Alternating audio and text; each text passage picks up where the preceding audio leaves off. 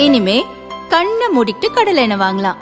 ஏன்னா மந்த்ரா கடலை எண்ணெய் இதயத்தின் தயாரிப்பு. வறுக்க பொரிக்க ஏன் எல்லா சமையலுக்கும் மந்த்ரா தான். மந்த்ரா கடலை எண்ணெய், அபார ருசி, ஆரோக்கியமான உடல் நலம்.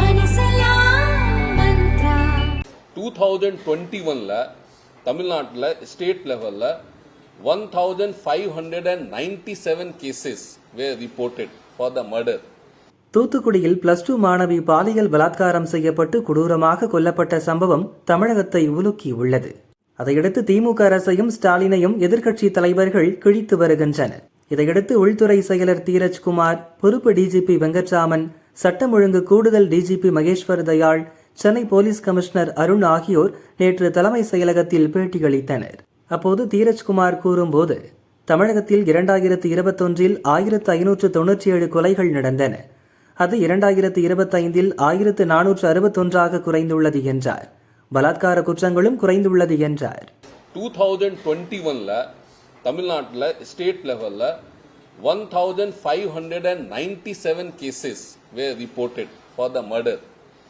இதே நம்பர் வருஷம் அப்படி ஸ்டீடி டிக்ளைன் காட்டிட்டு இருக்கோம். 2024ல 1490 cases, 2025ல 1461 cases. Same kind of trend நீங்க பாத்தீங்கன்னா, ஈவன் ரேப் கேசஸ்ல பாத்தீங்கன்னா same kind of steady decline is there. 2021 we started with 422 cases being reported. இது அப்படியே ஸ்டடி டிக்ளைன். இன்னைக்கு 2025ல 401 cases reported in 2025. இப்படி பார்க்கும் போது in almost all the major crime heads, the number of cases which are being reported has come down. Dheeraj Kumar தவறான புள்ளி விவரங்களை கொடுப்பதாக ஆதாரத்துடன் சுட்டிக்காட்டியவரை மடக்கியிருக்கிறார் பாஜக முன்னாள் தலைவர் அண்ணாமலை. இது தொடர்பாக அண்ணாமலை வெளியிட்ட அறிக்கையில் கூறியிருப்பதாவது: நேற்றைய தினம் தமிழக அரசின் உள்துறை செயலாளர் உள்ளிட்ட அதிகாரிகள் மூலம் செய்தியாளர் சந்திப்பு நடத்தி தமிழகத்தில் கொலை மற்றும் பாலியல் வன்கொடுமை குற்றங்களுக்கான புள்ளி விவரங்களை வெளியிட்டது திமுக அரசு. ஆனால் அந்த தகவல்களை சரிபார்த்தால் தமிழக அரசு இந்த அதிகாரிகள் மூலம் கூறிய 2024 மற்றும் 2025 ஆண்டுகளுக்கான புள்ளி விவரங்களை நாம் நம்ப முடியாது என்பதற்கான காரணம் தெளிவாக தெரியும். 2021 ஆண்டில் NCRB எனப்படும் தேசிய குற்ற ஆவண காப்பகம் வெளியிட்ட தகவல் படி தமிழகத்தில் 1686 கொலை வழக்குகள் பதிவாகியுள்ளன. ஆனால் நேற்றைய தினம் உள்துறை செயலாளர் கூறும்போது 2021 ஆண்டு நடைபெற்ற கொலை வழக்குகள் எண்ணிக்கை 1597 என்று குறைத்து கூறியிருந்தார். அதாவது ஏற்கனவே திமுக அரசு தானே சமர்ப்பித்து தேசிய அளவில் வெளியிடப்பட்ட 2021 புள்ளி விவரங்களில் இப்படி தவறான எண்ணிக்கையை கூறும்போது, இதுவரை சமர்ப்பிக்காமல் திமுக அரசு மறைத்து வைத்திருக்கும் 2024 மற்றும் 2025 ஆண்டுகளுக்கான புள்ளி விவரங்களை மக்கள் எப்படி நம்ப முடியும்?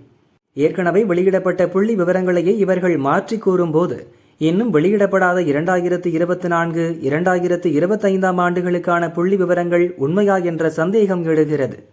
முக்கியமாக உள்துறை மற்றும் காவல்துறையை நேரடியாக கையாளும் முதலமைச்சர் ஸ்டாலின் ஏன் அதிகாரிகளை பேச வைத்து பின்னால் மறைந்து கொள்கிறார்? இந்த முக்கியமான விஷயங்களில் பதில் சொல்ல வேண்டியது அதிகாரிகள் அல்ல, முதலமைச்சர்தான். தமிழக மக்களுக்கு நேர்மையான விளக்கத்தை வழங்குவது அவருடைய பொறுப்பு என அண்ணாமலை அறிக்கையில் கூறியுள்ளார். NCRB எனப்படும் தேசிய குற்ற ஆவண காப்பகம் மத்திய உள்துறை அமைச்சகத்தின் கீழ் செயல்படும் ஒரு அமைப்பாகும்.